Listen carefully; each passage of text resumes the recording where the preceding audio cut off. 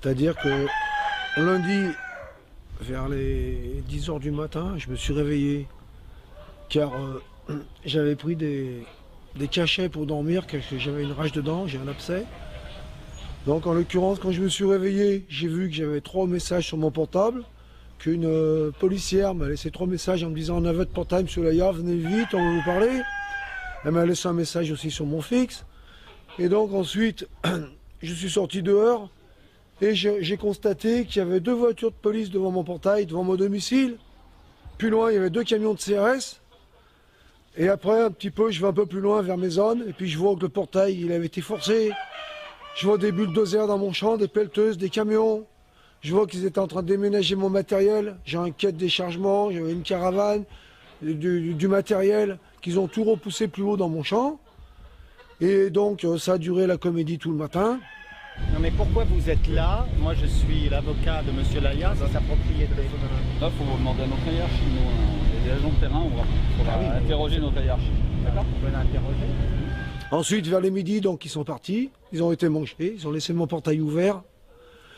Et donc moi j'avais peur que mes bêtes elles se sauvent, donc j'ai refermé mon portail, j'ai mis un cadenas. Et ensuite, tout au long de l'après-midi, il y a eu un va-et-vient, il y avait au moins 5 ou 6 voitures de police, comme si j'étais un grand bandit, un grand mécréant. Et visiblement, donc, ils attendaient une décision du préfet. Et par la suite, donc vers les 5h30, ils ont coupé mon légon de mon portail. Ils l'ont attrapé à la pelleteuse. Et d'après ce qu'on m'a dit, que les policiers ont dit à l'entreprise Archambault qui avait la pelleteuse, ils m'ont bien écrasé mon portail, ils en ont fait un cube avec. Alors que c'était un portail que je tenais beaucoup quand même, c'est un beau portail, c'était 2 vantaux de 2 x 4 mètres, de 8 mètres, que mon papa avait fait faire. Voilà. Il n'y a pas de décision de justice, vous ne pouvez pas faire tournage. Ah non, mon nom.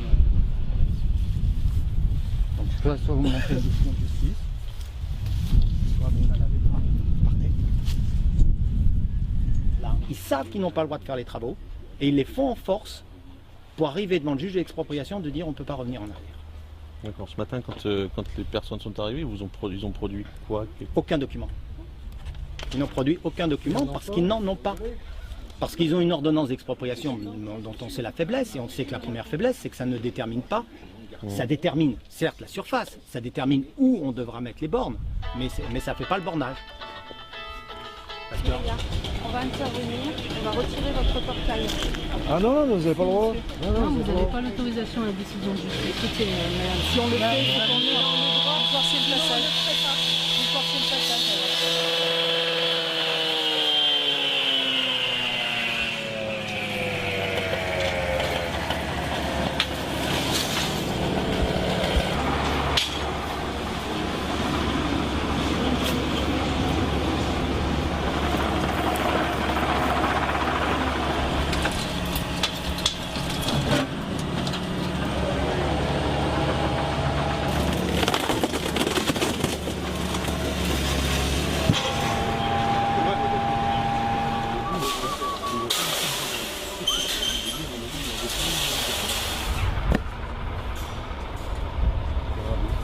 On est juste là pour vous emmener. Ah oui, madame Judy. C'est bon.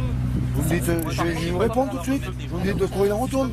Si le fait qu'il refuse, que ça se passe pas le remonter, il y aura probablement une garde à vue après. C'est pas très bien qu'il soit Même sans simplement ça, isolé. vous avez Je ne tous pense les pas morts qu'il- contre lui. Non, Si, sincèrement si, non. vous avez tous les Vous arrêtez pas de le faire chier. Il a déjà fait une garde à vue, il est ressorti tout blanc. Je crois que c'est la deuxième fois que je vois ce monsieur. Moi, c'est la première fois que je l'ai vu. Peut-être il y en a un qui l'a dit, peut-être. Sachez, vous arrêtez de filmer, parce que là, c'est une opération de police, donc vous arrêtez de filmer. Ok? Je vous filme pas. Vous filmez pas non plus, c'est une opération de police. Non, mais vas-y, monte avec eux. Ils prennent ta déposition. Et puis voilà. Mais tu dis rien du tout, t'as rien à déposer. Bah non, c'est ça. C'est son droit, il fera ce qu'il veut. Tous ses droits Il peut même sont faire appel à son informés de ses avocat droits pendant par le l'audition. policier. Ouais, si vous voulez. Arrêtez. Appelle Etienne Tête. Mais dites-lui qu'il vienne vous aussi, on travaille ensemble si vous voulez. Prenez-le, vous, et Là, je vais vous rester là. Chez moi, oh. Lâche-moi la grappe, oh. Ouais, gentiment, pourquoi gentiment? Je t'explique ce qui s'est passé ce matin, c'est rien passé, il y avait des témoins. Et ben alors, mais moi je dois m'occuper de mes bêtes et tout. Punaise. Ouais.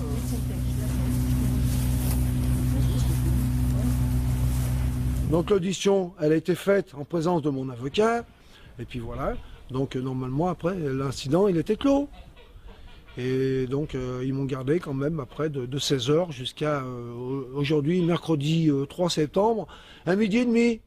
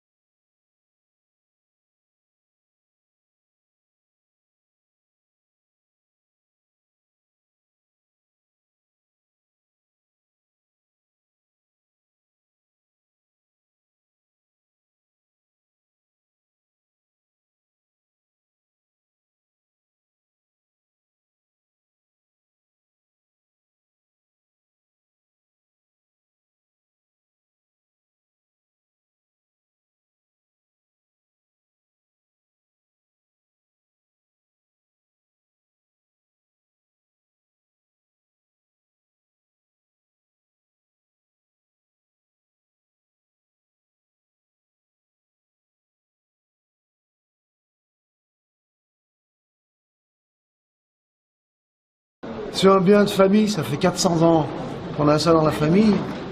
Moi, je fais ça par respect pour mes anciens. Ma maman qui faisait la semaine de 35 heures en 2 jours. Donc c'est pas du même acabit que ces gens-là qui veulent nous voler, nous rouler dans la farine. Je peux pas accepter l'inacceptable. Et ils le savent, de toute façon, je suis déterminé. J'irai jusqu'au bout et je suis prêt à y donner ma vie. Voilà ce que j'ai à vous dire maintenant. Et ils le sauront de partout. Parce que quand ils vont venir chez moi, là, ils vont commencer à comprendre. Ils vont tout de suite comprendre. Il faudra qu'ils me passent dessus, de toute façon, ou qu'ils me mettent en prison. Et quel crime j'ai commis? J'ai commis un crime de posséder des terres. Est-ce que c'est de ma faute? Non. Alors faut arrêter, c'est eux les criminels. C'est eux qu'il faut arrêter. Voilà ce que j'ai à vous dire.